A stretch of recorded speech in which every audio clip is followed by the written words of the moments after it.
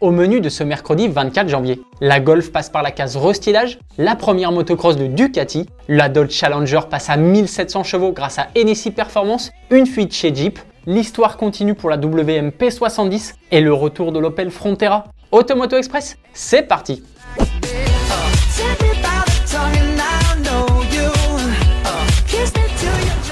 La Golf se refait une beauté. C'est l'heure du restylage pour la Golf 8 et ça tombe bien car le succès de cette 8e génération n'est pas totalement au rendez-vous. Depuis 2022, elle n'occupe plus la première place des ventes en Europe. Volkswagen profite donc du 50e anniversaire de son modèle phare pour lui offrir un petit restylage de mi-carrière. Il faudra ouvrir l'œil pour distinguer les deux versions. Cela se joue au niveau du bouclier, des phares et de la signature lumineuse. L'évolution de la législation européenne en la matière permet à la Golf de disposer d'un logo lumineux. En adoptant la dernière évolution de la plateforme modulaire comme le nouveau Tiguan, la Golf fait en revanche un vrai bond en avant technologique. Dans l'habitacle, d'abord, avec cet immense écran style tablette ou encore l'intégration de ChatGPT. L'intelligence artificielle pourra notamment commander les systèmes d'infodivertissement et même discuter avec le conducteur. Elle fait aussi le plein d'aide à la conduite dont le Park Assist Pro qui permet notamment de se garer à distance grâce à son smartphone. Volkswagen a également retravaillé les motorisations. Il y en a toujours pour tous les goûts, essence, diesel, hybride léger et hybride rechargeable qui permettent désormais de rouler 100 km en électrique. Les puissances des différentes versions s'échelonnent de 115 à 272 chevaux pour la version GTE qui en gagne 27. La version GTI passe elle à 265 chevaux. En attendant les GTI Club Sport mi-2024 et la R pour 2025, tous deux annoncés à 300 chevaux. On ne connaît pas encore les tarifs de ces nouvelles Golf dont les premières livraisons sont attendues en juillet. C'est forcément le sujet de la question du jour. Avec ce restylage, la Golf 8 redevient-elle une référence d'après toi? Dis-nous tout dans les commentaires. La première motocross de Ducati. La marque italienne a profité de la soirée de présentation de son programme sportif 2024 pour dévoiler les premières images de la 450 Desmo MX. Pour sa première incursion sur le marché des motocross, Ducati a fait d'entrée de jeu le choix d'une 450. Un positionnement différent de celui de Triumph qui s'est aussi lancé il y a peu avec une 250. La Ducati 450 Desmo MX possède entre autres un cadre en alu, une ligne Akrapovic, des suspensions Showa et des jantes Excel. Elle fera ses débuts en compétition cette année dans le championnat d'Italie avant de découvrir le championnat du monde en 2025. C'est l'aboutissement de 2 ans de travail pour Ducati. Hennessy revoit complètement la Dodge Challenger.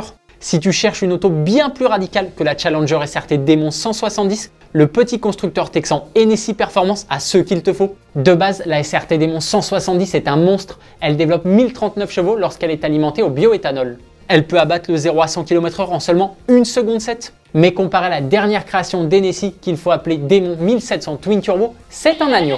Le V8 de 6 litres d'origine de la SRT Demon 170 laisse place à un tout nouveau bloc dont la cylindrée n'est pas encore connue, auquel on a greffé 2 énormes turbos. La puissance passe donc à 1724 chevaux. Il lui faut moins de 8 secondes pour faire un 400 mètres départ arrêté. Pour concevoir cette auto, Hennessy Performance a créé un tout nouveau département. Le préparateur a annoncé que 12 exemplaires seulement verront le jour, dont 11 destinés à la vente. Le fondateur de la marque en a déjà réservé une. Il faudra quand même débourser 180 000 € sans compter la voiture donneuse qui coûte déjà 90 000 €.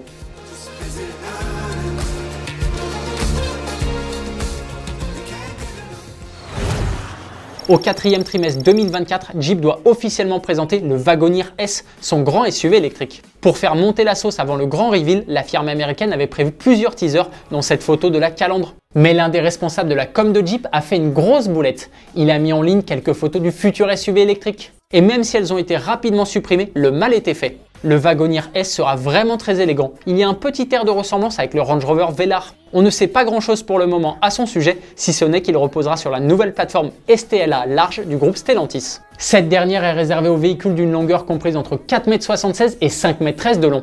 Grâce à elle, l'autonomie du Wagoneer S pourra atteindre 800 km. Il pourra même encaisser une puissance de recharge maxi de 270 kW. D'ici 2026, 7 nouveaux modèles des marques du groupe Stellantis reposeront sur cette plateforme.